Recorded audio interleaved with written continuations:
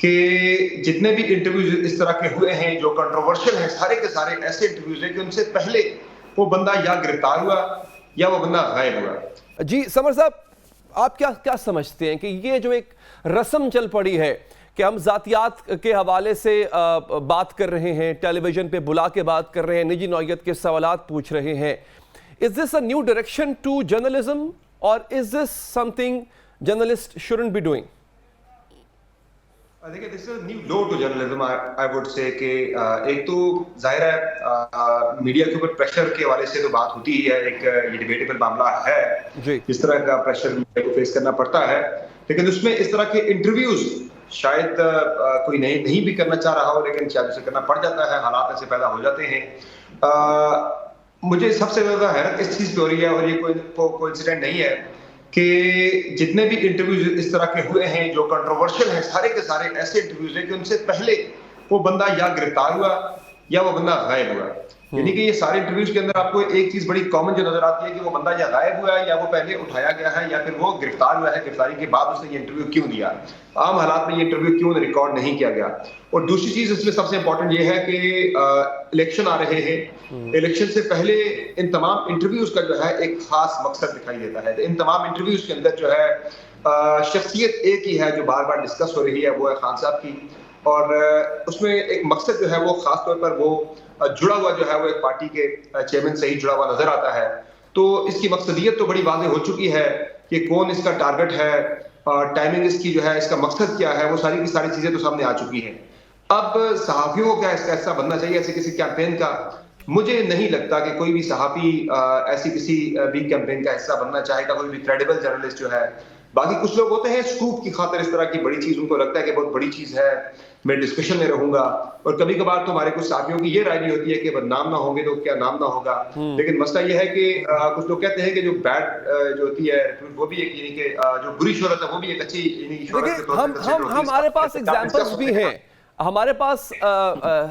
سمر عباس صاحب ایگزامپلس بھی ہیں۔ ہمارے پاس سب سے بڑی ایگزامپل جو ہے وہ مونیکا لیونسکی اور اس بل کلنٹن کی ایگزامپل ہے۔ ایسا ہی ہے، مجھے تو سب سے حیران کن جملہ خاور مانیکا صاحب کا یہ لگا تھا کہ اپنی سابقہ اہلیہ کے بارے میں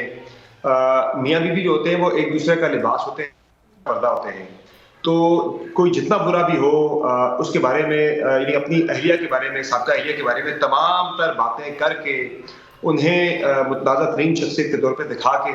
اینڈ پہ خاور مانیکا صاحب کا وہ جملہ جو ہے مجھے بڑا حیران کن لگا تھا پورے اس ان کے انٹرویو کے اندر، کہ جب وہ کہہ رہے تھے کہ آج میں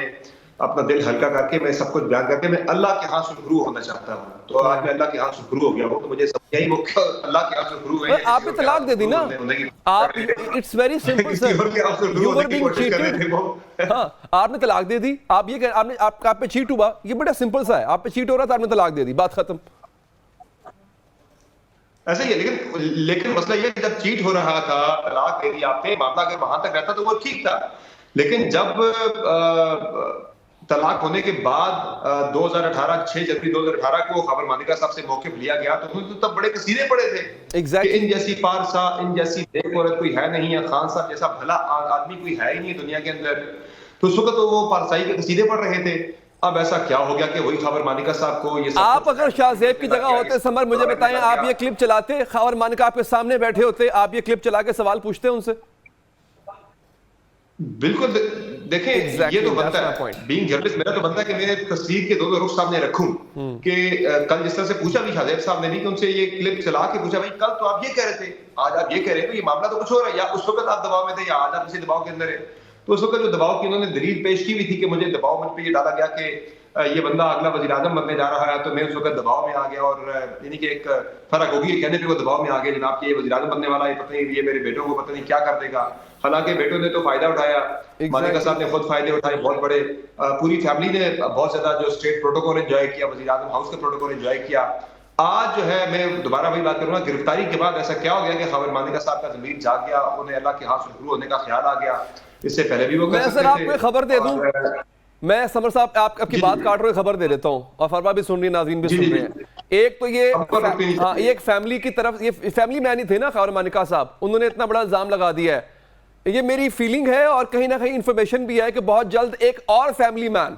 जो कि बहुत क्लोज, मैं दोबारा कह रहा हूं, इंतहाई क्लोज होंगे, वो एक और आके या मीडिया पर आ जाएंगे या प्रेस कॉन्फ्रेंस कर देंगे या वीडियो अपनी जारी कर देंगे, कुछ ना कुछ करके पब्लिक करके वो इनके तमाम इल्जाम की तरदीद भी कर देंगे। ये मैं आपको इन्फॉर्मेशन दे रहा हूं। जी सर, प्लीज कंटिन्यू। और आप जिन फैमिली मैन की बात कर रहे हैं, मैं थोड़ा सा बात को और आगे बढ़ाऊं, वो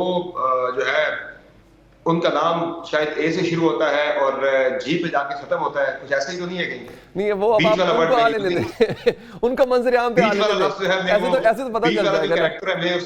उनके नाम के दरमियान वाले हद को मैं जो वो कर देता हूँ, हज़फ कर देता हूँ। तो बिल्कुल ऐसा ही है, एंटिसिपेटेड है। बिल्कुल आपकी खबर बिल्कुल मुझे जो है वो दुरुस्त लगती है कि ऐसा होने वाला है जी। और एक और साइड से आने वाली क्लैरिटी, बल्कि मुझे तो लग रहा है कि उस साइड से भी एक कंट्रोवर्शियल इंटरव्यू आ सकता है, क्योंकि जो फराह गोगी हैं उनका भी एक बच्चा पाकिस्तान के अंदर है। मैं जरा मजीद खुल के इस पे बात कर लेता हूँ। जी जी। उनका भी एक बच्चा पाकिस्तान के अंदर है, वो बाहर नहीं जा सका, तो वो खुद तो बाहर बैठी हुई है, लेकिन